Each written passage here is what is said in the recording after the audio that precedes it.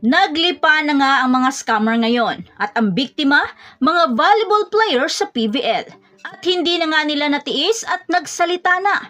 Nagulat ang lahat nang nagkalat nga ang mga revelasyon at hinaing sa isang post sa lahat ng social media ang pag-scam sa kanila nang hindi binibigay ang kanilang mga sahod.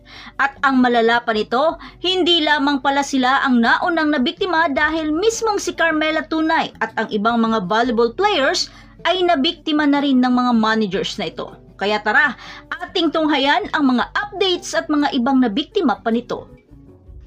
Pero bago pa man ang lahat, huwag mo namang kalimutang mag-subscribe at i-spike ang notification bell para lagi kang updated sa mga volleyball ganap. Sa isang post sa social media na pinamagatang wala pa ding sweldo, PVL Team 2023 Conference, inihayag nga dito ng mga biktima na parte sila sa nag-iisang professional volleyball league ng bansa at nang